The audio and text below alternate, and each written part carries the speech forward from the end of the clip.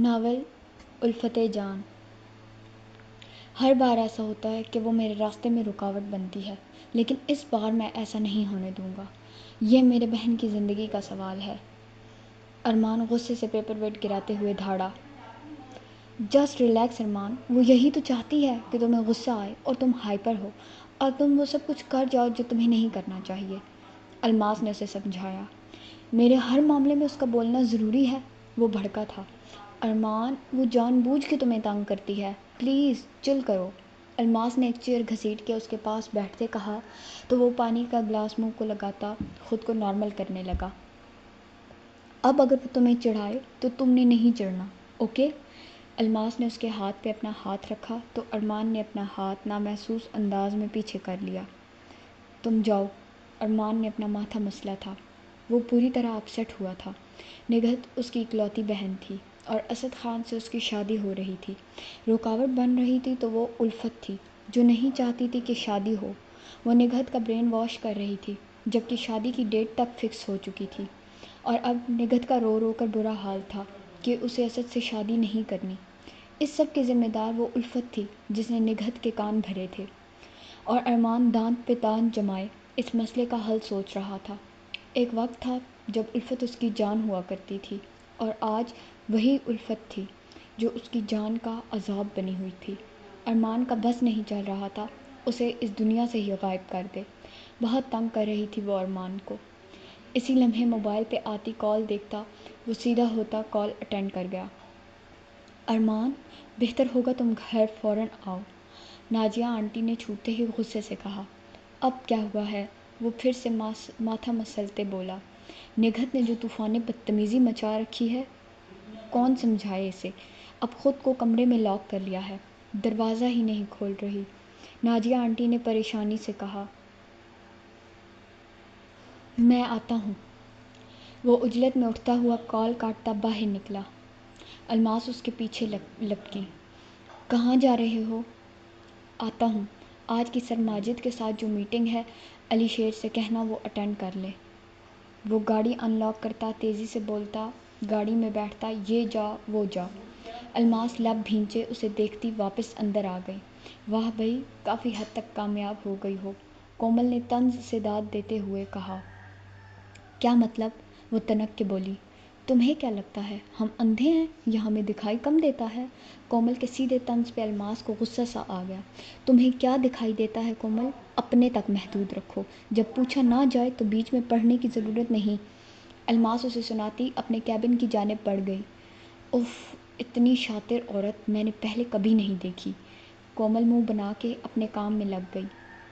ارمان جیسے ہی گھر داخل ہوا اچھا خاصا شور پڑا ہوا تھا۔ نگی کہاں ہے؟ اس نے پریشانی سے پوچھا۔ کمرے میں بند کیا ہوا ہے اس نے خود کو، نہ کسی کی سنتی ہے نہ باہر آ رہی ہے، بس ایک ہی ضد ہے کہ یہ شادی نہیں کرنی۔ ہم سب کی ناک کٹوانے بیٹھی ہے یہ لڑکی۔ نازیہ آنٹی بھری بیٹھی تھی۔ میں دیکھتا ہوں، وہ تیزی سے نگہت کے کمرے کی جانب بڑھا۔ پتہ نہیں اچانک اس لڑکی کو ہو کیا گیا ہے، چنگی بھلی تھی۔ دادی جان نے نفی میں سر جھٹکا۔ ایک ہے نا وہ خرافاتن عورت، اسی نے کیا ہے یہ سب۔ نازیہ آنٹی کا دماغ گھوما تھا۔ ہاں، جیسے نگی تو چھوٹی سی بچی ہے نا جس نے جدھر لگایا لگ گئی، اپنی عقل دماغ سمجھ بوجھ نہیں رکھتی کیا؟ دادو جان غصے سے بولی۔ انہیں الفت کے خلاف کچھ بھی سننا گوارا نہ تھا، بھلے وہ ان کے سوتیلے بیٹے کی اولاد تھی، لیکن تھی تو ان کی پوتی نہ۔ اب وقت اور حالات اس کے خلاف ہو گئے تھے تو سبھی کی آنکھوں میں وہ کھٹکنے لگی تھی۔ بس کریں اس کی طرفداری اماں، وہ اس قابل نہیں ہے کہ اسے گھر میں بھی رکھا جائے، اور آپ اب تک اسے دل میں بسائے بیٹھی ہیں۔ نازیہ آنٹی کی بات پہ اندر آتی الفت کے قدم وہیں تھمے تھے۔ اس کے دل پہ جیسے کسی نے خنجر گھونپ دیا تھا۔ دل میں رکھنے کے قابل ہی ہے وہ، کیونکہ دل کی صاف ہے وہ بچی۔ دادی جان نے پھر سے الفت کی سائڈ لی۔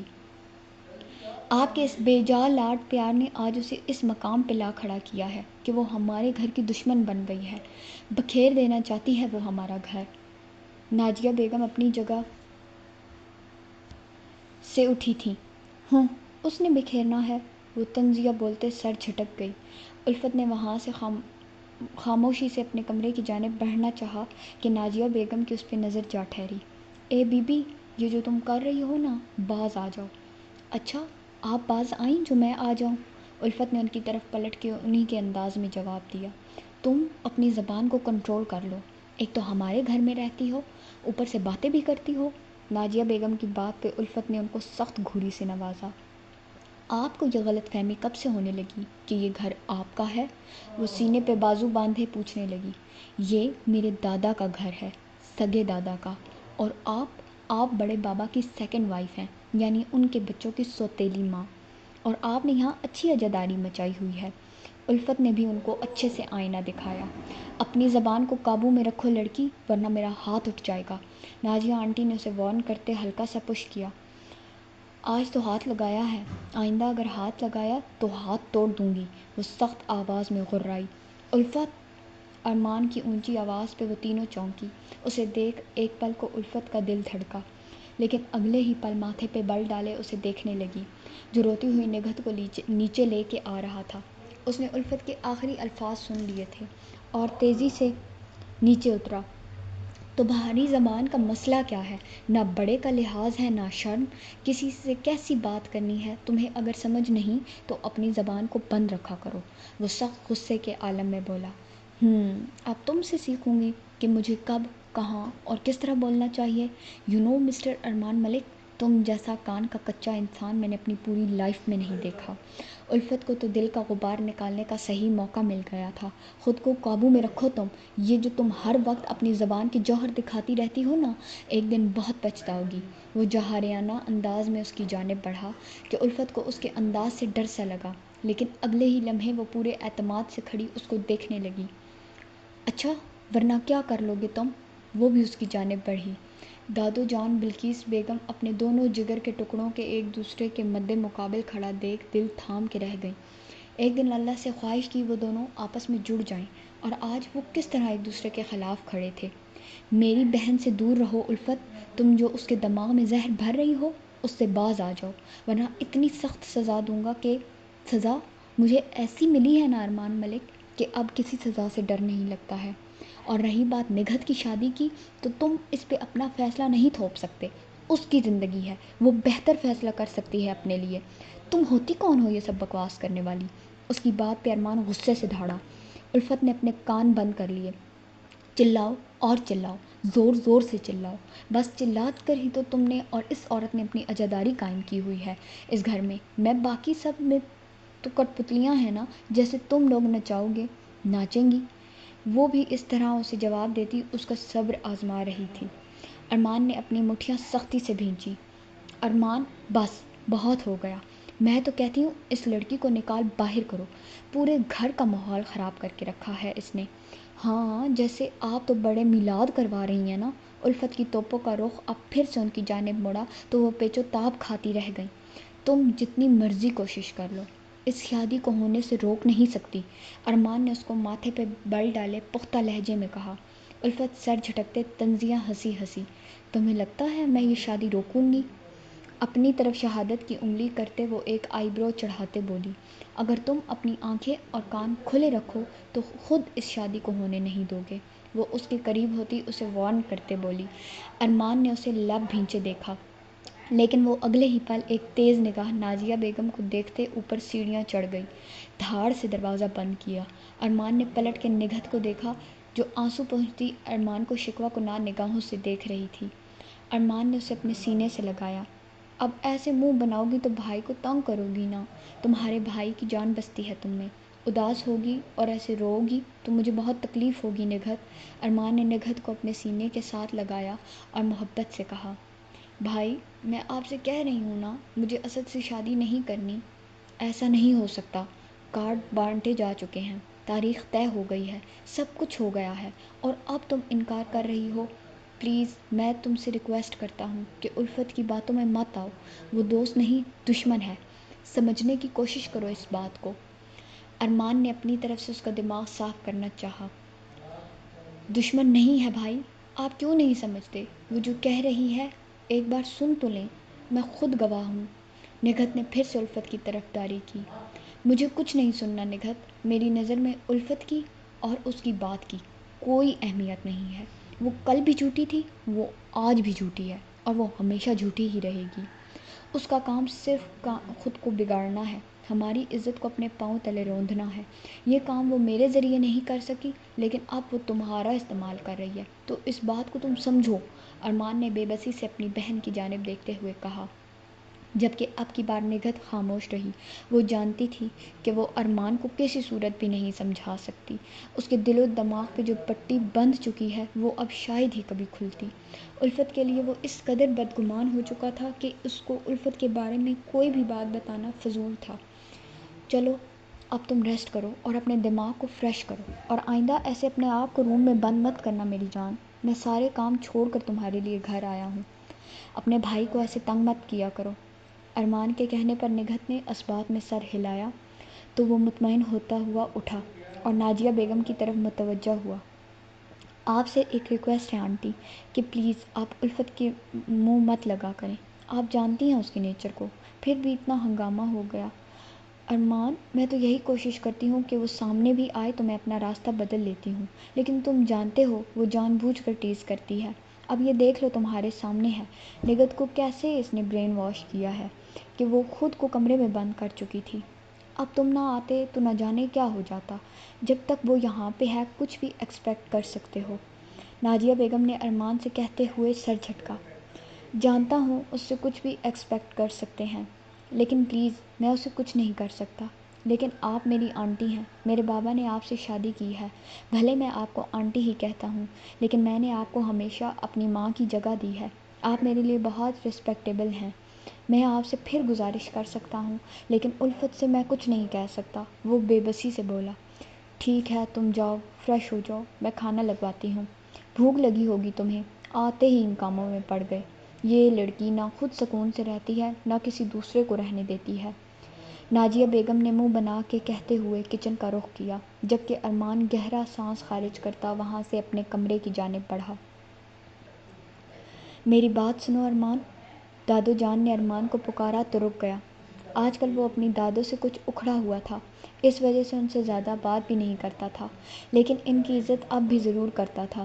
دھیرے سے ان کے پاس ان کی جانب بڑھا اور گھٹنوں کے پاس زمین پہ بیٹھا۔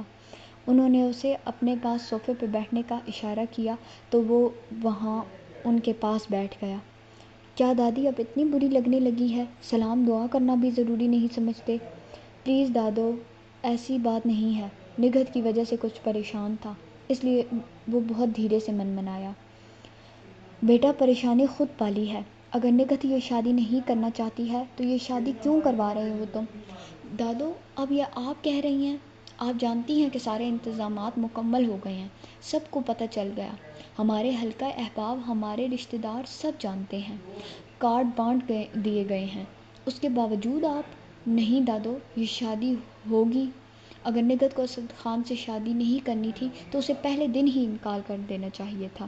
اب شادی سے 2 دن پہلے میں اس کی کوئی بات نہیں سنوں گا، وہ بھی جب وہ خود نہیں بلکہ کسی اور کی زبان بول رہی ہے۔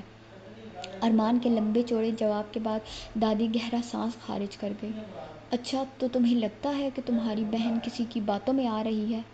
وہ کسی کوئی اور نہیں الفت ہی ہے، لیکن ایک پل کے لیے تم الفت کو ایک طرف رکھ دو اور ٹھنڈے دل و دماغ سے سوچو، آخر ایسی کیا بات ہے جو نگہت کو پتہ چلی ہے اور اس نے اس شادی سے انکار کیا کہ وہ تمہاری بھی سننے کو تیار نہیں؟ وہ بات تو پتہ لگا لو۔ انہوں نے پھر سمجھایا۔ کوئی بھی بات ہو، میں اس شادی کو رکنے نہیں دوں گا، اب یہ ضد ہے تو ضد ہی صحیح۔ وہ غصے سے اپنی جگہ سے کھڑا ہوا۔ اپنی ضد میں تم اپنی بہن کا دل توڑ رہے ہو ارمان، عزتیں بچانے کے لیے اگر دل ٹوٹتے ہیں تو ٹوٹ جائیں، مجھے اپنے خاندان کی عزت اپنی جان سے بھی بڑھ کر عزیز ہے دادو، جسے آپ کی سوتیلی پوتی مٹی میں ملانے کا ارادہ رکھتی ہے۔ نہ چاہتے ہوئے بھی ارمان کے منہ سے طنزیہ الفاظ میں نکلے۔ دادی جان نے اس کی جانب سپاٹ نظروں سے دیکھا۔ بیٹا پھر اپنے گھر کو، اپنی عزت کو اس قدر مضبوط کر لو کہ کوئی بھی پتھر آ کر لگے تو اس کانچ میں دراڑ نہ پڑے۔ وہ بہت گہری بات کہتی ہوئی اٹھ کھڑی ہوئیں اور چھڑی کے سہارے چلتی ہوئیں وہاں سے اپنے کمرے کی جانب بڑھ گئیں۔ ارمان کچھ پل تو یوں ہی کھڑا رہا، لیکن ناجیہ بیگم کے پکارنے پہ وہ ہوش میں آتا اپنے کمرے کی جانب بڑھ گیا۔ ملک زبیر کے 2 بیٹے تھے۔ بڑے بیٹے کا نام روہیل ملک تھا، جبکہ چھوٹے بیٹے کا نام شہریار ملک۔ روہیل ملک کی شادی اپنی ہی کزن عائشہ کے ساتھ ہوئی تھی۔ ان میں سے ان کے 2 بچے تھے، بڑا بیٹا ارمان ملک اور چھوٹی بیٹی نگہت تھی۔ نگہت کی پیدائش کے بعد انہیں کینسر ہو گیا۔ بہت علاج کروانے کے بعد بھی وہ جانبر نہ ہو سکیں، اس لیے جلد ہی اس دنیا سے چلی گئیں۔ ان کے جانے کے بعد بچوں کو سنبھالنے والا کوئی نہیں تھا، اس لیے سب بڑوں نے مل کے فیصلہ کیا عائشہ کی چھوٹی بہن ناجیہ کو روہیل کے نکاح میں دے دیا جائے، کیونکہ خالہ بھی ماں کی جگہ ہوتی ہے اور وہ بچوں کی اچھی پرورش کرے گی۔ نازیہ کا رشتہ بچپن میں ہی روہیل کے چھوٹے بھائی شہریار ملک کے ساتھ طے ہو چکا تھا، لیکن عائشہ کے اس دنیا سے چلے جانے پہ اس کا رشتہ ختم کرتے ہوئے روہیل کے ساتھ اس کا نکاح کر دیا گیا۔ نازیہ نے اپنی بہن کی اولاد کے لیے قربانی دی تھی، لیکن اللہ تعالیٰ کی کرنی ایسی ہوئی کہ انہیں کوئی اولاد نصیب نہ ہوئی، تو انہوں نے ارمان اور نگہت کو ہی اپنی اولاد مان لیا۔ وہ ان کو ایک سگی ماں کی جیسا پیار دینے لگی۔ شہریار نے نازیہ سے رشتہ ختم ہونے کے بعد اپنی کلاس فیلو ردا سے شادی کر لی۔ وہ اپنی شادی شدہ لائف سے بہت مطمئن تھا، تو دوسری طرف روہیل اور نازیہ میں آپس میں بالکل بھی نہیں بنتی تھی۔ دونوں ہی ایک دوسرے کو اپنا تو چکے تھے، لیکن ایک دوسرے کے دل میں جگہ نہ بنا سکے۔ یوں تو بظاہر وہ دنیا والوں کے لیے میاں بیوی تھے، لیکن روہیل صاحب ان سے زیادہ تر دور ہی رہتے تھے۔ شہریار اور رضا کی صرف ایک ہی بیٹی تھی، الفت۔ الفت شہریار اپنے ماں باپ سے بہت محبت کرتی تھی۔ ان کے جانے کے بعد وہ بالکل ٹوٹ سی گئی، وہ اکیلی رہ گئی تھی۔ ارمان ملک اور الفت شہریار ایک دوسرے کو پسند کرتے تھے اور شادی کا بھی ارادہ تھا، لیکن ایک حادثے نے ان کی زندگی کو بدل دیا۔ محبت نفرت میں بدلتے دیر نہیں لگتی، اس بات کا ادراک الفت کو جلد ہی ہو گیا تھا۔ وہ غصے میں ٹھنڈے پانی سے شاور لیتی اپنے اندر کے غبار ٹھنڈا کرتی روم میں آئی۔ آئینے کے سامنے کھڑے ہوتے وہ ہیئر ڈرائی کر رہی تھی کہ اسی وقت دروازہ کھلا اور ارمان غصے سے کمرے میں داخل ہوا۔ الفت نے پلٹ کر اسے حیرت سے دیکھا۔ وہ کبھی اس کے روم میں نہیں آیا تھا۔ جب دوستی تھی، پسندیدگی تھی، الفت تھی، محبت تھی، وہ تب بھی کبھی اندر نہیں آیا۔ بہت مجبوری میں کچھ کہنا ہوتا تو دروازے پہ دستک دے کے باہر بلا لیا کرتا تھا۔ آج وہ کیسے آیا؟ تم یہاں؟ الفت نے دوپٹے کی تلاش میں نظریں ادھر ادھر دوڑائیں۔ ارمان نے بستر پہ پڑا اس کا لال دوپٹہ ایک جھٹکے سے اٹھاتے اس کی طرف اچھالا، جو سیدھا اس کے منہ پہ جا لگا۔ الفت نے اسے سخت گھوری سے نوازا۔ تھوڑی سی شرم ہو تو ڈوب مرو چلو بھر پانی میں۔ وہ شہادت کی انگلی انگوٹھے کے ساتھ جوڑتا چلو بھر پہ اسے سنا رہا تھا۔ اچھا، تمہیں تو اس کی بھی ضرورت نہیں ہونی چاہیے، کیونکہ ڈوب مرنے سے بہتر ہے تم اس الماس سے شادی کر لو۔ وہ بھی دو بدو جواب دیتی اپنے گرد دوپٹہ اچھے سے اوڑھ گئی۔ کون ہے یہ شخص؟ وہ موبائل اس کے سامنے کرتا طیش کے عالم میں دبے دبے انداز میں چلایا۔ وہ اس کے موبائل پہ تصویر دیکھتی ایک پل کو سکتے میں آ گئی۔ اسے لگا اس کی جان نکل رہی ہو۔ کل رات کا منظر اس کے دماغ میں پھر سے تازہ ہوا۔ رات کو وہ دوستوں کے ساتھ ایک ہوٹل میں ڈنر کرنے گئی تھی۔ وہاں کچھ لڑکوں نے انہیں ٹیز کیا تو اس پر انسپکٹر شہرام نے اس کی مدد کی۔ وہیں پہ وہ اس کا شکریہ ادا کر رہی تھی کہ ایک ویٹر کے دھکا دینے پہ وہ اس انسپکٹر کے اوپر گری تھی۔ انسپکٹر شہرام نے فوراً اسے تھاما اور تب ہی یہ تصویر کلک ہوئی۔ ایک ایک منظر الفت کی نگاہوں میں گھوم رہا تھا، مطلب وہ سب کسی کی پلاننگ کا حصہ تھا۔ وہ ٹریپ ہوئی تھی۔ کچھ پوچھ رہا ہوں تم سے، کون ہے یہ شخص؟ اب کی بار وہ دھاڑا۔ تم سے مطلب جو کوئی بھی ہو، ہوتے کون ہو تم مجھ سے یہ سوال کرنے والے؟ الفت اپنا سارا غصہ اس پہ اتارنے لگی۔ بھولو مت تم اس گھر میں رہتی ہو اور یہ گھر میرے نام ہے اور یہاں کا ہر فیصلہ بھی میرا ہی ہوگا۔ اس گھر میں رہنے کا مطلب یہ نہیں کہ تم میری زندگی کے بھی فیصلے کرنے لگ جاؤ۔ میں کہاں جاتی ہوں، کس سے ملتی ہوں، کیا کرتی ہوں، اس سے تمہیں کوئی غرض نہیں ہونی چاہیے۔ اگر تمہارا یہی ایٹیٹیوڈ رہا تو پھر تمہاری اس گھر میں کوئی جگہ نہیں۔ وہ الفاظ جو ارمان نہیں کہنا چاہتا تھا بالآخر الفت نے اس کے منہ سے نکلوا دیا۔ الفت اس سے زخمی نگاہوں سے دیکھنے لگی۔ تم مجھے اس گھر سے جانے کے لیے بول رہے ہو ارمان ملک؟ الفت نے بے یقینی سی کیفیت میں اسے دیکھتے ہوئے کہا۔ ہاں جانتا ہوں، میں تمہیں یہاں سے جانے کے لیے کہہ رہا ہوں۔ اگر تم نے یہ سب کرنا ہے تو پھر تمہاری اس گھر میں کوئی جگہ نہیں، فیصلہ تمہارا اپنا ہوگا۔ وہ سرد لہجے میں کہتا ہوا جن قدموں پہ آیا تھا انہی قدموں پہ واپس پلٹ گیا، جبکہ الفت اس بند دروازے کو دیکھ رہی تھی جہاں سے وہ ابھی گزر کے گیا تھا۔ وہ یک ٹک ابھی بھی کھڑی اس بند دروازے کو دیکھتی آنکھ سے نکلتے آنسو نہ روک پائی۔ آنسو بہتے گالوں پہ گرے۔ آج اسے بے گھر کرنے والا وہ انسان تھا جس نے کبھی اسے گھر بنانے کا وعدہ کیا تھا، اور اس کو سجانا الفت نے تھا۔ وہ سب کچھ بھول چکا تھا۔ یاد تھی تو صرف اپنی انا اور صرف اپنی ذات۔ الفت کا وجود اب اس کے لیے کوئی معنی نہیں رکھتا تھا۔ فیصلہ مشکل تھا لیکن ناممکن نہیں۔ اسے اپنا نیا ٹھکانہ ڈھونڈنا ہی تھا۔ وہ اب یہاں نہیں رہے گی، یہ وہ فیصلہ کر چکی تھی۔ ہمیں تو ساتھ رہنا ہے، ہمیں تو ساتھ چلنا ہے، تمہیں ایک گھر بنانا ہے، مجھے اس کو سجانا ہے، سنہری جالیوں سے لگ کر تیرا انتظار کرنا ہے، تجھے پھر دیر سے آنا ہے، مجھے روٹھ جانا ہے، تمہیں مجھ کو منانا ہے۔ کہاں سے آ رہے ہو تم؟ اسد خان گھر داخل ہوا تو جاوید صاحب غصے سے بولے۔ وہ نشے میں دھت رات کے 2 بجے گھر آیا تھا۔ آپ سے مطلب؟ وہ سرخ آنکھوں سے باپ کو دیکھتا جھوم رہا تھا۔ باپ ہو تمہارا، بھولو مت، اور 2 دن بعد شادی ہے تمہاری۔ اگر ارمان ملک یا کسی اور نے تمہیں اس حال میں دیکھ لیا تو میری کیا عزت رہ جائے گی؟ آپ کی عزت کی پرواہ میں کیوں کروں؟ میں اپنا ذمہ دار خود ہوں۔ میں نے تو نہیں کہا تھا آپ سے کہ ارمان کی بہن سے میری شادی کریں۔ آپ کو ہی ارمان چڑھا ہوا تھا۔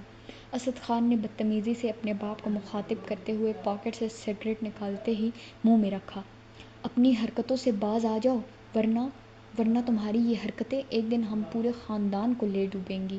انہوں نے اسد کے رویے سے دل برداشتہ ہو کر صرف اتنا ہی کہا، میں تو چاہتا ہوں کہ آپ سب میرے ساتھ اس نشے میں ڈوب جائیں، پورا گھر ڈوب جائے۔ وہ سگریٹ کے کش لیتا کسی اور ہی دنیا میں گم باپ سے کہہ رہا تھا، جبکہ باپ بے بس اس کی شکل دیکھ رہا تھا۔ اپنے بزنس کو بچانے کے لیے انہوں نے ارمان خان کے ساتھ ایک ڈیل کی اور اس کے ساتھ ہی اس سے رشتہ بھی جوڑا۔ اس کی بہن کو اپنے بیٹے کے ساتھ بیاہنے کا ارادہ کیا۔ ارمان ملک عرصہ دراز سے جاوید صاحب کو جانتا تھا، لیکن اسد خان حال ہی میں UK سے واپس لوٹا تھا اور جتنی بار ارمان سے ملا بہت ڈیسنٹ انداز میں ملا، جس سے ارمان اس کی اصل پہچان نہیں جان پایا۔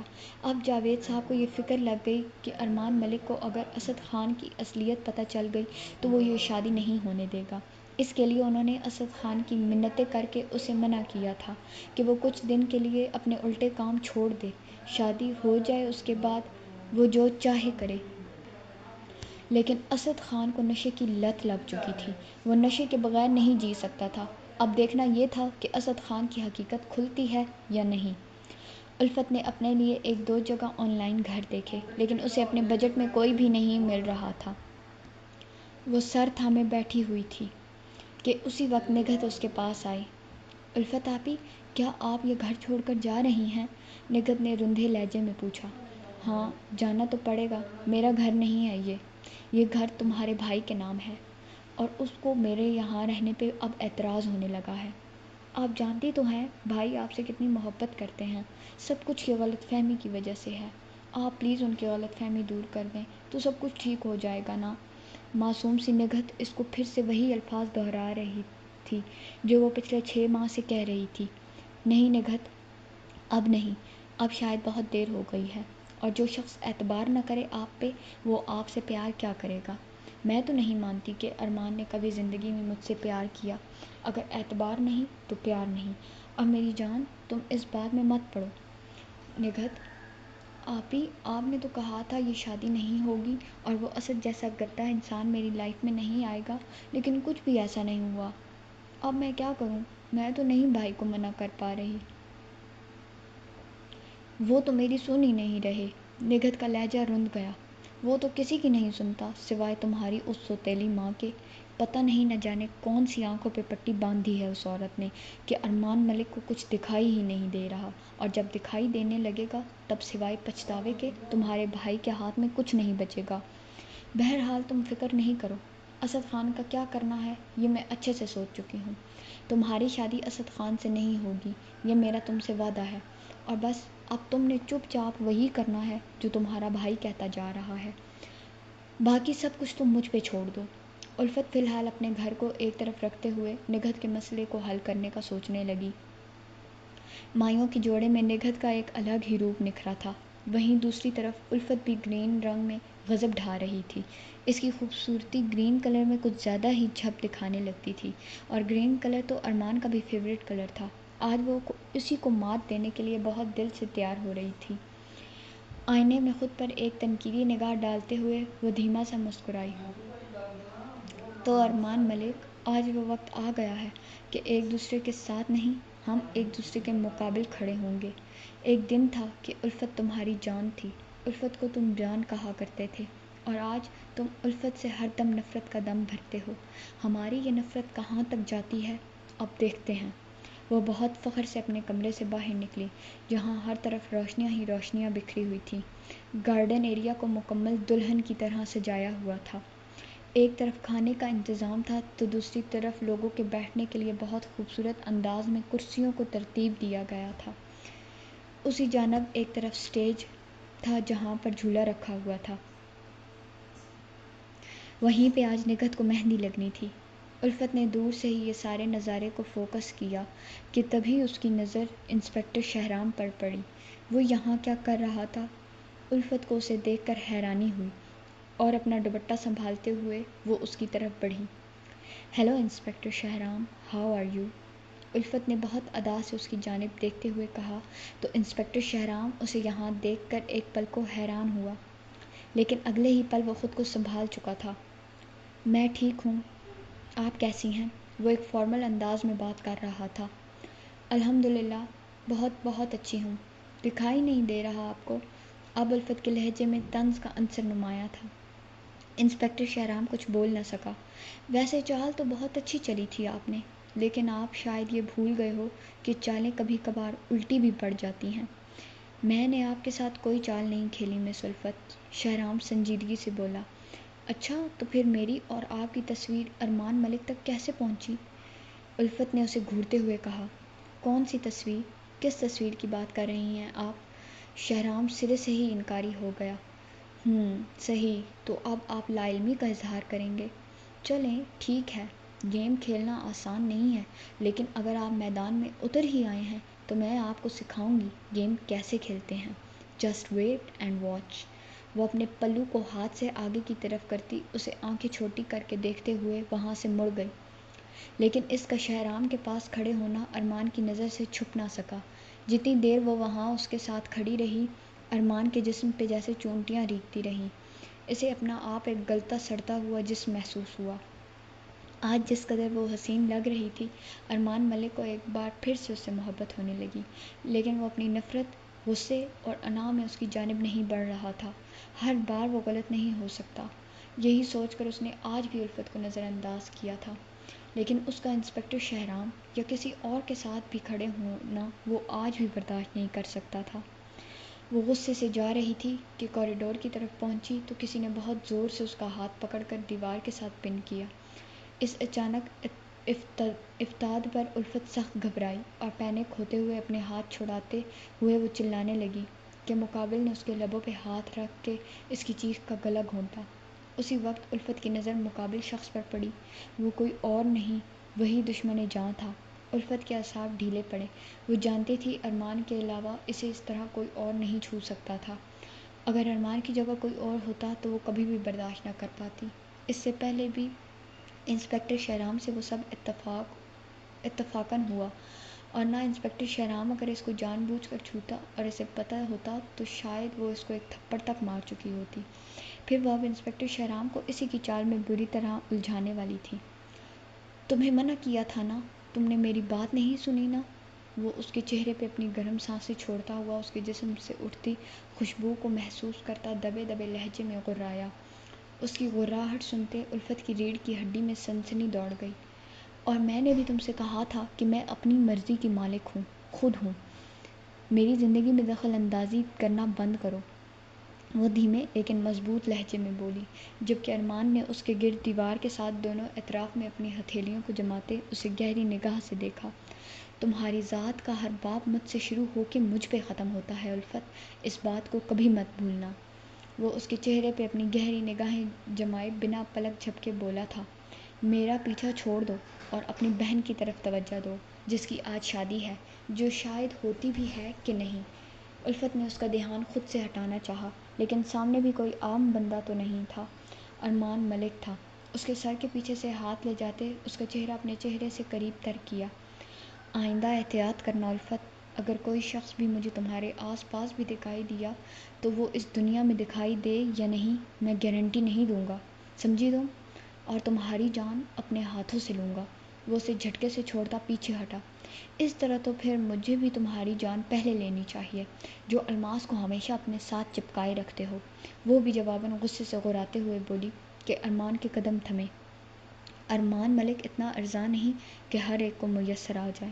وہ ذرا سی گردن موڑ کے کہتا وہاں سے چلا گیا، جبکہ الفت بس اندر ہی اندر پیچ و تاب کھاتی رہ گئی۔ فی الحال وہ اپنے دماغ سے ارمان ملک کو نکالتی اپنے مشن پہ فوکس کر گئی۔ نکاح کی سنت ابھی ہونا باقی تھی۔ مولوی صاحب ارمان ملک کے ہمراہ اندر کی جانب بڑھے، جہاں نگہت کے ساتھ دادی جان اور ناجیہ بیگم موجود تھیں۔ نکاح شروع ہوا تھا۔ نگہت روحیل بنت روحیل ملک، آپ کا نکاح اسد خان ولد جاوید خان کے ساتھ 50 لاکھ سکہ رائج الوقت طے پایا ہے۔ کیا آپ کو یہ نکاح قبول ہے؟ مولوی صاحب کے پوچھنے پر نگہت خاموش رہی۔ گود میں ہاتھ دھرے ہوئے وہ اپنے لہنگے کو ہاتھ کی مٹھی میں سختی سے دبوچ گئی۔ اس کی خاموشی پہ مولوی صاحب نے دوبارہ سے وہی الفاظ دہرائے، لیکن نگہت اس بار بھی خاموش ہی رہی۔ نگہت بیٹا، مولوی صاحب کچھ پوچھ رہے ہیں، ان کو جواب دو۔ ناجیہ بیگم اس کے پاس بیٹھتے ہوئے اس کا ہاتھ دبا کر بولی۔ نگہت نے اپنی آنکھیں سختی سے مینچ لیں۔ وہ کہنا چاہ رہی تھی کچھ، لیکن اس کے لبوں نے اس کا ساتھ نہ دیا۔ کیا یہ نکاح لڑکی کی مرضی کے خلاف ہو رہا ہے؟ مولوی صاحب نے ارمان ملک کی جانب دیکھتے ہوئے سوالیہ انداز میں پوچھا۔ ایسی بات نہیں ہے مولوی صاحب، آپ مجھے 5 منٹ کا وقت دیں، اس کے بعد پھر بات کرتے ہیں۔ ارمان ملک نے مولوی صاحب سے دھیرے سے کہا تو وہ کمرے سے باہر نکل گئے۔ ارمان ملک نے دروازے کو لاک لگایا اور نگہت کے پاس آیا۔ نگہت، تم کیا چاہتی ہو کہ آج سب لوگوں کے سامنے ہماری جگ ہنسائی ہو؟ تو آج ایسا ہی ہوگا۔ اپنے بھائی کا سر شرمندگی سے جھکانا چاہتی ہو تو آج؟ نہیں بھائی، میرا ایسا کوئی مقصد نہیں، پلیز آپ۔ نگہت، یہ وقت اب ان باتوں کا نہیں ہے۔ یہ شادی اگر تمہیں نہیں کرنی تو ٹھیک ہے، تم انکار کر دو، لیکن تمہارے انکار کے بعد تمہارا بھائی تمہارا نہیں رہے گا، کیونکہ عزت چلی جائے اس سے بہتر ہے کہ جان چلی جائے، اور تمہارے انکار پر تم اپنے بھائی کا مرا ہوا منہ دیکھو گی۔ ارمان ملک نے اسے ایموشنلی بلیک میل کیا۔ اس کے مرنے والی بات پہ نگہت اپنی جگہ سے تڑپ کر اٹھی۔ خدا کا واسطہ ہے بھائی، مرنے کی بات مت کریں، میری 10 جانیں بھی ہوں تو میں آپ پر قربان کر دوں۔ ٹھیک ہے، اگر آپ چاہتے ہیں کہ میں یہ نکاح کروں، اسی میں آپ کی خوشی ہے تو میں راضی ہوں۔ نگہت نے پل کے 1000ویں حصے میں یہ فیصلہ کر لیا کہ وہ اپنے بھائی کی خاطر یہ نکاح ضرور کرے گی۔ ارمان ملک نے اسے اپنے سینے سے لگایا۔ انشاءاللہ تمہیں میرے فیصلے پر فخر ہوگا، اسد خان ایک اچھا شوہر ثابت ہوگا۔ ارمان ملک نے دل سے اسے دعا دی اور باہر آیا تاکہ مولوی صاحب کو اندر لے کر جا سکے، لیکن باہر تو ایک الگ ہی طوفانی بدتمیزی مچا ہوا تھا۔ انتہائی شور شرابہ سنتے ہوئے ارمان ملک باہر کی جانب تیز کے تیز قدم اٹھاتے ہوئے بڑھا۔ کیا ہو رہا ہے یہ سب، اور یہ شور کیوں؟ ارمان ملک نے حیرت سے پوچھا۔ یہ دیکھیں ارمان صاحب، بھری محفل میں یہ لڑکی آ کر میرے بیٹے پہ الزام لگا رہی ہے، وہ بھی اس کے نکاح کے دن۔ کیا یہ بے عزتی نہیں ہے ہماری؟ جاوید خان نے غصے سے کہا۔ کون سا الزام؟ کیسا الزام؟ ارمان ملک نے حیرت سے پوچھا۔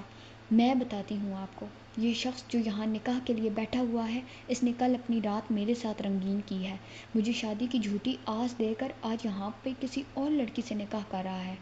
یہ کیا کہہ رہی ہو تم؟ ارمان ملک نے حیرانی سے اس کی جانب دیکھا۔ یہ ایک سازش ہے ارمان، ہمیں بے عزت کرنے کی۔ یہ لڑکی جھوٹی ہے، الزام لگا رہی ہے میرے بیٹے پہ۔ جاوید صاحب فوراً بولے۔ میں جھوٹ بول رہی ہوں؟ آپ کا بیٹا رات بھر میرے ساتھ رہا، میں مڈل کلاس لڑکی اس کی محبت کی چکنی چپڑی باتوں پہ اعتبار کر کے اپنی عزت، اپنی انا، اپنی نسوانیت گوا دی، سب کچھ برباد کر دیا اپنے ہاتھوں سے۔ وہ رو دی۔ تم ہمیں ایموشنل بلیک میل نہیں کر سکتی، جاوید خان غرائے۔ مجھے پتا تھا آپ امیر لوگ یہی کہیں گے، اس لیے یہ ثبوت ہیں، اس میں آپ کا بیٹا میرے ساتھ کیا کر رہا ہے خود دیکھ لیں۔ اس لڑکی نے فوٹوگرافز اسد کے منہ پہ ماری، جو بکھرتی ہوئی وہاں زمین پہ گر گئیں۔ ان تصویروں میں صاف دیکھا جا سکتا تھا وہ لڑکی اور اسد خان ایک دوسرے کے کتنا قریب آئے تھے۔ ارمان ملک کے ہاتھ میں ایک تصویر آئی جسے دیکھ کر اس کی آنکھوں میں چنگاریاں سی بھرنے لگی۔ وہ تصویر لے کر اسد خان کے مقابلے کھڑا ہوا۔ اسد خان، مجھے سچ سچ بتاؤ، یہ لڑکی جو بول رہی ہے یہ سچ ہے یا جھوٹ؟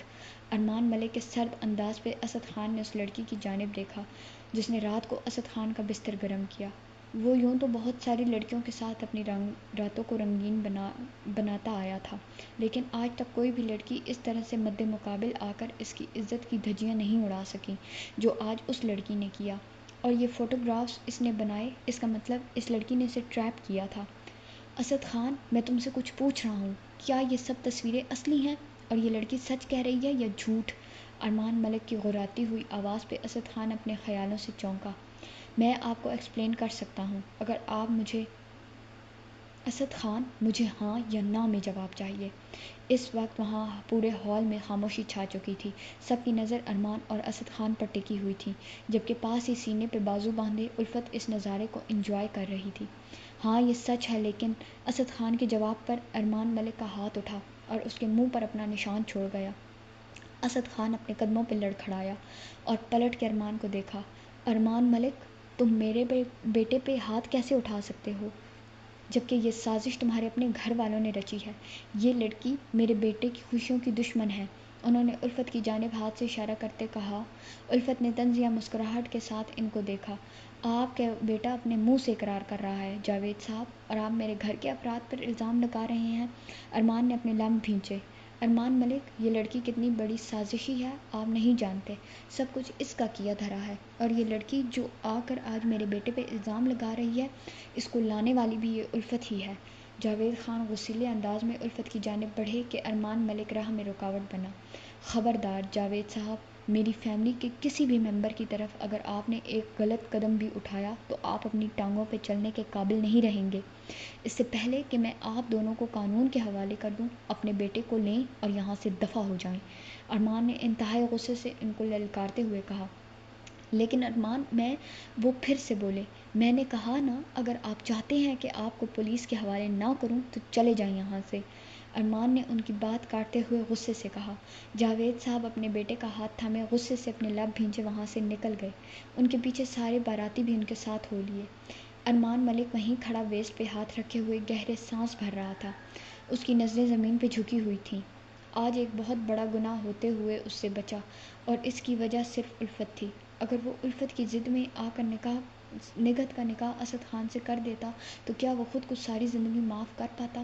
وہ نظریں اٹھا کر الفت کو دیکھ بھی نہیں پا رہا تھا، صرف اپنی ضد میں وہ اپنی بہن کو برباد کرنے جا رہا تھا۔ گھڑی کی ٹک ٹک اس وقت پورے کمرے میں گونج رہی تھی۔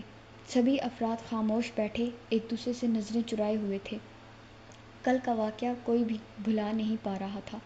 ایک بھیانک وقت تھا، ایک طوفان تھا جو آیا تھا اور سب کچھ بہا کر ساتھ لے گیا۔ اب طوفان کے بعد والی خاموشی تھی جو دل چیر دینے والی تھی۔ ارمان ملک اپنے دونوں ہاتھ گود میں رکھے ہوئے اپنی تھوڑی ٹکائی گہری سوچ میں گم نظر آیا۔ سامنے ہی الفت اور نگہت دونوں ایک ساتھ بیٹھی تھیں۔ نگہت کی آنکھوں میں آنسو تھے تو الفت کی آنکھوں میں خوشی، تو وہیں ناجیہ بیگم ناگن کی طرح ان سب کو ڈسنے کے لیے بیٹھی ہوئی تھی، خاص کر الفت کو، جس نے ان کا سارا بنا بنایا کھیل ہی بگاڑ دیا۔ I'm sorry نگہت، میں بھائی ہو کے وہ کام نہیں کر سکا جو الفت نے کر دیا۔ ہو سکے تو اپنے بھائی کو معاف کر دینا، ارمان ملک نے شکست خوردہ انداز میں کہا۔ نگہت فوراً اٹھتے ہوئے اس کے پاس آئی اور اس کے قریب بیٹھتی ہوئی اس کے سینے سے لگ گئی۔ بھائی، میرے لیے آپ سب سے پہلے ہیں، میں آپ سے بہت محبت کرتی ہوں، اسی لیے اس نکاح کے لیے بھی راضی ہو گئی۔ لیکن الفت آپی نے اور میں نے خود اسد خان کو غلط کام کرتے ہوئے دیکھا تھا، پر آپ نے ہمارا یقین نہیں کیا، وہ روٹھے ہوئے لہجے میں بولی۔ جانتا ہوں، اپنی ضد میں آ کر میں نے، وہ لب بھینچ گیا۔ الفت سے بات کرنے کی تو اس میں ہمت ہی نہیں پڑ رہی تھی، لیکن وقت رہتے سب کچھ ٹھیک ہو گیا، جس بات کی ارمان کو خوشی تھی۔ ارمان ملک، تم غلط کر رہے ہو، ایک پرائی لڑکی کے آ کر کچھ بھی کہنے پر تم نے اسد خان کو بغیر نکاح کے واپس بھیج دیا۔ ناجیہ اچانک بھڑک گئی۔ آنٹی، آپ میری بہن کی دشمن کیوں بنی ہوئی ہیں؟ وہ آپ کے کزن کا بیٹا ہے، آپ کو تو اس کے بارے میں سب کچھ معلوم ہوگا نا، پھر آپ نے ہم سے کیوں چھپایا؟ ناجیہ کی بات پر ارمان ملک کو غصہ تو بہت آیا، لیکن وہ ضبط سے دھیمے لہجے میں بولا۔ ارمان، اسد خان ایک اچھا انسان ہے، بس کر دیں ناجیہ آنٹی، بس کر دیں۔ ارمان ملک کھڑا ہوتا ہوا اونچی آواز میں چلایا۔ وہ کتنا اچھا انسان ہے میں دیکھ چکا ہوں، بھری محفل میں اس نے اپنا گناہ قبول کیا ہے، اور آپ اس کو میرے سامنے بے قصور ثابت کرنا چاہ رہی ہیں۔ وہ بے قصور ہی ہے ارمان، تم کیوں نہیں سمجھ رہے ہو، یہ سب کچھ اس الفت کا کیا دھرا ہے۔ اس فراڈ لڑکی بھی یہیں لے کر آئی تھی۔ وہ اپنی بات پہ زور دیتے بولی، اچھا سب کچھ الفت کا ہی کیا گیا ہے تو کیا اسد بھی الفت کے ہی کہنے پہ چل رہا تھا؟ بات وہ کریں آنٹی جو کرنے والی ہے۔ آپ نے ہمارے ساتھ غلط کیا ہے، اور کیوں کیا ہے یہ مجھے نہیں پتا۔ میں آپ کو اپنی ماں کا درجہ دیتا آیا، اور آپ نے کیا کیا؟ پیٹھ پیچھے چھرا گھونپ رہی تھی۔ ارمان اب تم حد سے بڑھ رہے ہو، وہ سرد لہجے میں بولی۔ آپ نے کوئی حد رہنے ہی نہیں دی نازیہ آنٹی۔ میری بہن کا نکاح اگر اسد خان سے ہو جاتا اور اس کے بعد یہ ساری حقیقت کھلتی تو یقین کیجیے میں آپ کو کبھی معاف نہ کرتا۔ ارمان ملک کی بات پہ نازیہ بیگم کا پارا ہائی ہوا۔ کہتے ہیں جیسے ماں باپ ہوتے ہیں ویسی ہی اولاد ہوتی ہے۔ تم دونوں کو میں نے پالا پوسا، بڑا کیا، اور آج تم میرے احسان کا یہ بدلہ اتار رہے ہو کہ سب کے سامنے مجھے غلط کہہ رہے ہو۔ نازیہ بیگم نے ایموشنلی طریقے سے ارمان ملک کو اپنی باتوں میں لینا چاہا۔ کیا کہا آپ نے؟ احسان؟ یعنی آپ نے ہم پہ احسان کیا؟ ارمان کا دل ٹوٹا تھا۔ ہاں وہ احسان ہی سمجھو۔ اپنی محبت کو کھو کر میں نے تمہارے باپ روہیل سے شادی کی، صرف تم دونوں کی وجہ سے، تاکہ تم دونوں کو ماں کی کمی محسوس نہ ہو۔ بدلے میں مجھے کیا ملا؟ کچھ بھی تو نہیں، نہ اولاد، نہ شوہر کا پیار، اور نہ ہی گھر میرے حصے میں کیا آیا؟ میری قربانیوں کا صلہ کیا ملا؟ میرے ہاتھ تو آج بھی خالی ہی ہیں۔ اپنی محرومیوں کا بدلہ ہم سے اس طرح سے لینا چاہیں کہ ایک غلط انسان کا انتخاب کر کے آپ میری بہن کو زندہ درگور کرنے والی تھی؟ ہاں یہی سمجھ لو۔ جب تم لوگ میرے ہو ہی نہیں تو میں کیوں تم لوگوں کے بارے میں سوچوں؟ اور یہ الفت، سب سے بڑی فساد کی جڑ یہی ہے۔ میرا دل نہیں کرتا کہ میں اس کی شکل دیکھوں۔ اس کی ماں کی وجہ سے اس کے باپ نے منگنی ختم کر دی۔ الفت کی جانب اشارہ کرتے کہا، بہانہ تو تم لوگ تھے، کیونکہ اس کا باپ عائشہ سے پیار کرتا تھا اور اس نے شکر کیا کہ ہماری منگنی ٹوٹ گئی، لیکن میرے جذبات کی تو کسی کو فکر ہی نہیں۔ نازیہ کیا چاہتی ہے آج تک کسی نے اس بات کو نہیں سوچا۔ وہ اونچی آواز میں چلائیں۔ دادی جان ان کی شکل دیکھنے لگیں۔ اتنے عرصے کا وہ غبار دل میں رکھے بیٹھی ہوئی تھی، آج کھل رہا تھا تو سبھی حیران پریشان بیٹھے تھے، سوائے ایک الفت کے جو ان کی سچائی بہت پہلے ہی جان گئی تھی۔ آپ نے جو کیا وہ معافی کے لائق نہیں ہے، لیکن اس کے باوجود میں آپ کو کوئی سزا نہیں دے سکتا، کیونکہ میں نے آپ کو، وہ اپنے لب بھینچ گیا، کاش کہ آپ سچ میں ماں بن جاتی۔ میرا سب کچھ تو آپ کا تھا، بہت چاہت تھی، بہت پیار تھی، بہت عزت تھی، آپ کو دیتی، صرف ایک بار میں اپنا سب کچھ آپ کے نام کر دیتا، لیکن آپ پیسے دولت اور اپنے آپ کو اہمیت دیتی رہیں، اور ایسا انسان ہمیشہ خالی ہاتھ رہ جاتا ہے، جیسے آج آپ رہ گئی ہیں۔ ارمان نے انہیں احساس دلایا، اور میرے خالی ہاتھ رہنے کی وجہ یہ لڑکی الفت ہے۔ آج یہ میرے ہاتھوں سے نہیں بچے گی، میں اسے جان سے مار ڈالوں گی۔ نازیہ بیگم غصے سے الفت کی جانب بڑھیں اور اس کا گلا دبانے لگیں۔ یہ سب کچھ اتنا اچانک ہوا کہ الفت یا کسی اور کو کچھ سمجھ ہی نہ آیا۔ ارمان آگے بڑھ کر انہیں الفت سے پیچھے دھکیل گیا۔ کیا ہو گیا ہے آپ کو یار؟ پاگل ہو گئی ہیں آپ؟ کیا کر رہی ہیں؟ ارمان دبے دبے انداز میں چلایا، جبکہ نگہت الفت کو سہارا دینے لگی جو اپنی گردن پہ ہاتھ رکھے گہرے سانس بھر رہی تھی۔ ارمان نے الفت کے چہرے کو اپنے ہاتھوں میں تھاما۔ تم ٹھیک ہو نا الفت؟ سانس لو، بڑے بڑے سانس۔ ارمان کے لہجے میں اس کے لیے فکر نمایاں تھی، جسے وہاں موجود سب نے محسوس کیا، اور نازیہ بیگم تو تڑپ اٹھی تھیں اس کی یہ فکر الفت کے لیے دیکھ کر۔ وہ آپے سے باہر ہو گئیں۔ پہلے اس کی ماں نے مجھے ڈانٹ کیا، میرا پیار مجھ سے چھین لیا، اور آج اس نے مجھ سے میرا ارمان، میرا بیٹا چھین لیا۔ نازیہ بیگم غصے سے اپنے کمرے کی جانب بڑھیں۔ ارمان ان کے پیچھے جانے لگا کہ دادی جان کی آواز پہ رکا، رہنے دو ارمان، اسے فی الحال اکیلا چھوڑ دو، اس کے پاس جانا، اس کو سمجھانا اس وقت صحیح نہیں ہے۔ ان کی بات پہ ارمان لب بھینچ کے رہ گیا۔ وہ چاہ کر بھی ان کے ساتھ سختی نہیں روا رکھ پا رہا تھا، کیونکہ وہ آج بھی دل سے ان کی عزت کرتا تھا، انہیں چاہتا تھا۔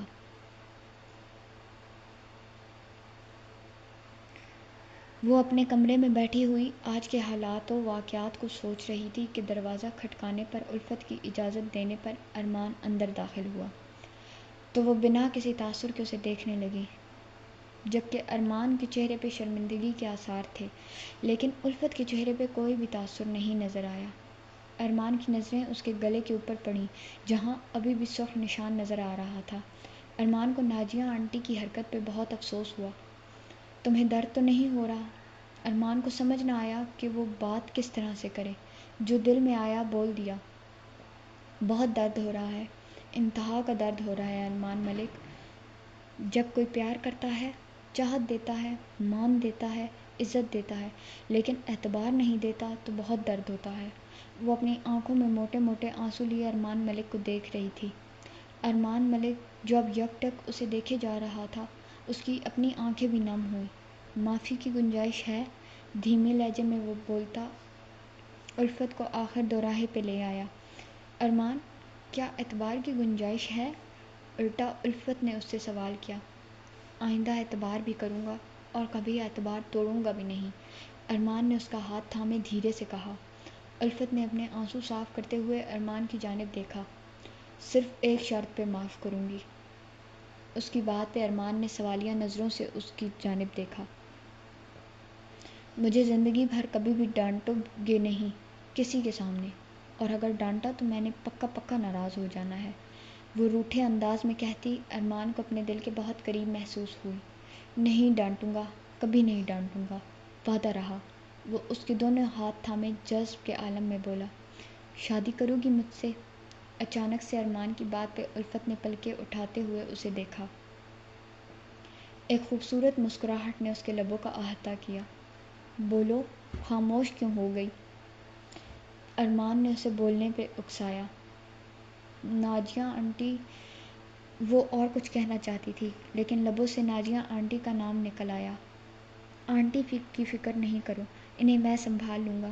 مانا کہ انہوں نے جو کیا بہت غلط کیا، اور نہ جانے اس کی شاید اور وہ کیا غلط کریں، لیکن اس کے باوجود وہ ہماری فیملی کا حصہ ہیں، میں انہیں نہیں چھوڑ سکتا۔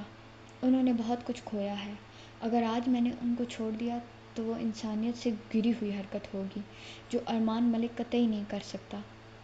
انہوں نے جو کیا اس کا اجر اللہ انہیں دے گا، لیکن میں برا نہیں بن سکتا ان کے ساتھ۔ ارمان، تمہاری سوچ بہت اچھی ہے، تم بہت اچھے ہو، اور تم جیسا اچھا انسان مجھے اپنی زندگی میں ہمیشہ کے لیے چاہیے۔ الفت نے اسے دیکھتے ہوئے بہت چاہت سے کہا۔ ارمان اس کی بات پہ گہرا مسکرایا۔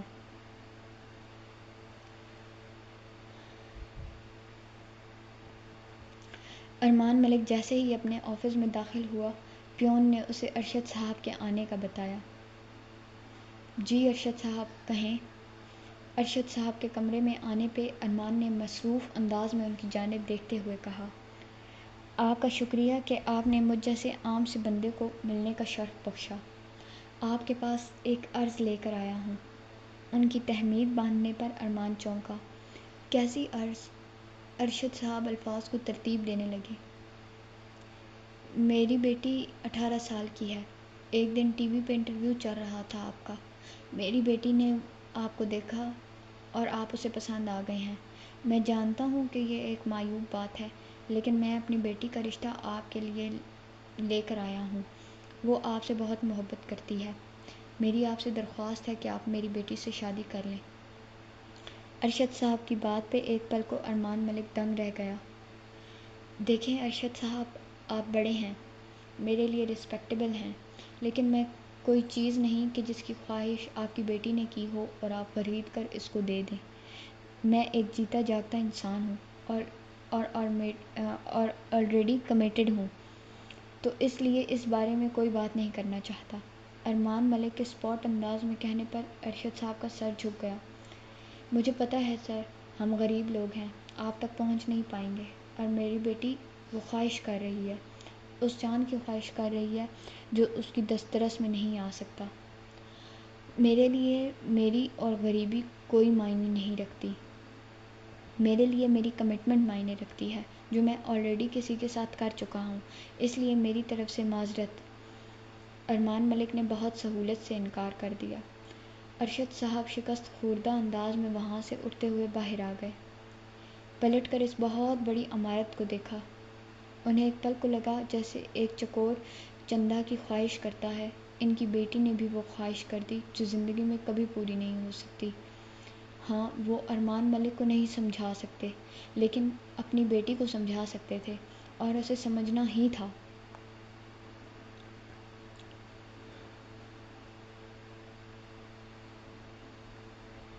الماس آج پورے 2 ہفتے بعد آفس میں آئی تھی۔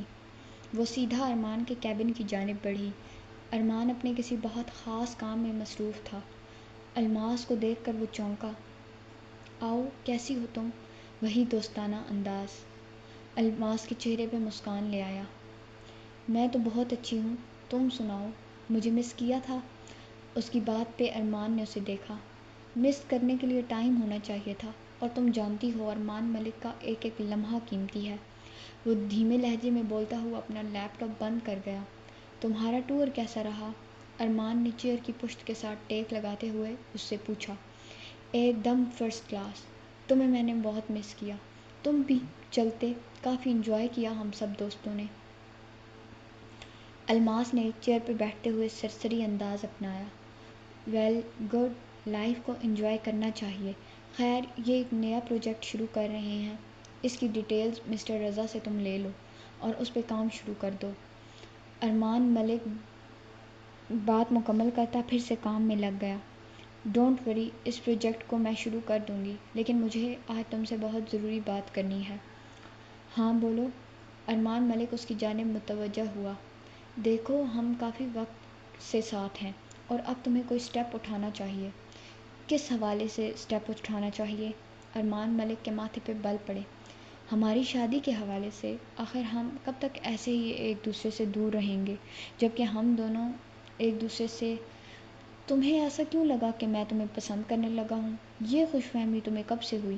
تم میری دوست ہو، اچھے دوستوں کی طرح یہاں پہ کام کرتی ہو، میری امپلائی ہو، اور اس کا مطلب یہ نہیں کہ میں تم سے شادی کروں گا۔ ارمان ملک کے الفاظ پہ الماس کے چہرے کا رنگ فک ہوا۔ مطلب اگر تم مجھ سے شادی نہیں کرو پھر کیا الماس؟ ارمان ملک نے آئی برو اچکاتے ہوئے اس کی جانب دیکھا۔ اسی وقت دروازہ کھلا اور الفت اندر داخل ہوئے۔ ایک نظر الماس کو دیکھتی ہوئی اس نے اسے اگنور کیا اور ارمان کی جانب بڑھی۔ اس کی چیئر کا رخ اپنی جانب کرتے ہوئے اس کی سیٹ کے دونوں اطراف میں اپنے ہاتھ جمائے۔ اس کے چہرے کی جانب اس کی آنکھوں میں آنکھیں ڈال کر اسے دیکھنے لگی۔ آپ نے آج پھر اپنا وعدہ توڑ دیا ارمان ملک، وہ ایک ادا سے بول گئی تھی۔ ارمان ملک کے چہرے پہ اسے دیکھتے ہی ایک خماری کا احساس جاگ رہا تھا۔ وعدے توڑنے کے لیے ہوتے ہیں، ارمان نے اسی کے انداز میں جواب دیا۔ میں آپ کی جان لے لوں گی اگر آپ نے اب کوئی وعدہ توڑا تو۔ منظور ہے، لیکن جان لینے کا انداز قاتلانہ ہونا چاہیے۔ اس وقت وہ دونوں بہت بے باک گفتگو کر رہے تھے۔ الماس کے کانوں سے دھوئیں نکلنے لگا۔ وہ تو ایک دوسرے کے اس قدر قریب تھے کہ الماس کو وہاں اپنی موجودگی شرمندہ کر گئی۔ جان تو میں آپ کی ضرور لوں گی، اور اپنی قاتلانہ اداؤں سے ہی لوں گی۔ ارمان ملک وہ اس کے کالر کو تھامے جھٹکے سے اپنی جانب کھینچتے ہوئے اس کی ناک کے ساتھ اپنی ناک رب کرتے ہوئے ایک آنکھ بند کرتے ہوئے بولی۔ بندہ حاضر ہے، جو سزا دوگی قبول ہے۔ ارمان ملک نے سر تسلیم خم کرتے ہوئے دلکش انداز میں کہا کہ الفت کے چہرے پہ ایک خوبصورت مسکان سجی۔ دھیرے سے ارمان کے لبوں کو چھوتے ہوئے وہ اپنی گلابی لبوں کی دسترس میں لے گئی۔ وہیں یہ سب دیکھ الماس کی آنکھیں پھٹی کی پھٹی رہ گئیں۔ وہ دونوں اس کے سامنے یہ حرکت کریں گے، اسے یقین نہیں آیا۔ ارمان اپنی جگہ سٹل ہوا تھا، اسے الفت سے اس قسم کے جہاں دیدہ انداز کی توقع نہیں تھی۔ الماس پاؤں پٹکتی ہوئی وہاں سے فوراً نکل گئی، جبکہ الفت ارمان کی سانسوں کو انہیل کرتی ہوئی اس کی جان لبوں پہ لے آئی۔ ایک جھٹکے سے اس کے لبوں کو چھوڑتی وہ ذرا سا پیچھے ہٹی۔ ابھی یہ ایک ٹریلر تھا میری جان، آگے اگر کبھی آپ نے مان توڑا تو مجھے جان نکالنے کے اور بھی بہت سے طریقے آتے ہیں۔ الفت کہتے ہوئے پیچھے ہٹنے لگی کہ ارمان نے اس کی کمر میں ہاتھ ڈالے ہوئے اب اسے اپنی گود میں بٹھایا اور اسے اپنی دسترس میں لے گیا۔ اگر اس انداز سے میری جان میری سانسیں نکالنے کے در پہ ہو تو میں تو ہر روز ہر وعدہ ہی توڑ دوں گا۔ وہ اس کی کمر کو سختی سے اپنے ہاتھوں کی مٹھیوں میں دبوچے اسے اپنے قریب سے قریب تر کر گیا۔ الفت کے چہرے پہ ایک الوہی سی چمک ابھری۔ ارمان اپنے لفظوں سے ہمیشہ یوں ہی اسے معتبر کراتا آیا تھا۔ غلط فہمیاں، بدگمانیاں سب ختم ہوئیں تو دکھوں کے بادلوں نے بھی اپنا بسیرا ہٹا لیا۔ آج وہ دونوں ایک دوسرے کی سنگت میں بے حد خوش تھے۔ نکاح کے بعد الفت کو اپنانے کے بعد ارمان کو اپنی زندگی کے خوبصورت ہونے کا احساس اجاگر ہوا۔ ارمان ملک، بی ان لمٹس، ہم روم میں نہیں ہیں۔ وہ اس کو روک گئی۔ جو بے باک جسارتیں کرتا اسے سٹپٹانے پہ مجبور کر رہا تھا۔ اوہ، تو میری وائف کو روم چاہیے؟ وہ اچانک سے اسے اپنی باہوں میں اٹھائے نہ جانے کہاں لے کر جانے لگا تھا۔ آپ مجھے نیچے اتاریں۔ الفت یکدم گھبرا گئی، جبکہ وہ آفس سے منسلک ایک چھوٹے سے روم میں اسے لے کے آتے ہوئے اندر سے لاک لگا گیا۔ وہ روم چھوٹا سا تو تھا پر بہت پیارا بھی تھا۔ ہر طرح کی چیز وہاں پہ موجود تھی جسے دیکھ کے الفت حیرت زدہ رہ گئی۔ وہ روم آج تک اس نے نہیں دیکھا تھا۔ یہ روم کب بنایا آپ نے؟ میں نے تو نہیں دیکھا، نہ مجھے بتایا، الفت نے تجسس سے پوچھا۔ ارمان جو اسے بستر پہ لٹا رہا تھا اس کا سر تکیے پہ رکھتے ہوئے اپنی شرٹ کے بٹن کھولتا ہوا اسے دیکھتا دھیمے انداز میں مسکرایا۔ کچھ سیکرٹس صرف میری وائف کے لیے، اس لیے کسی سے کچھ نہیں کہا۔ اپنی شرٹ اتار کے وہ دودھ پھینکتا اس پہ حاوی ہوا۔ ارمان ملک، اب یہ کچھ زیادہ ہو گیا ہے، الفت نے گھبرا کر کہا۔ اب تو جو ہونا تھا ہو گیا، ہر پردہ گر چکا ہے، اب تو ہر رات پردہ گرے گا، اور تمہیں اپنی محبت کی بارش میں اس قدر بھگو دوں گا کہ تمہارے لیے صرف ارمان ملک ہی تمہاری زندگی کا محور ہوگا۔ وہ اس کے لبوں پہ جھکتا اسے اپنے لفظوں سے معتبر کر رہا تھا۔ اس کا ہر لمس اس کے لیے عزت اور چاہت لیے ہوئے تھا۔ وہ محبت میں جنونی تھا، یہ الفت کو شادی کے بعد پتہ چلا، لیکن وہ ٹاکسک نہیں تھا۔ اس کی محبت کا محور الفت تھی اور وہ الفت کی جان تھا۔ ختم شد۔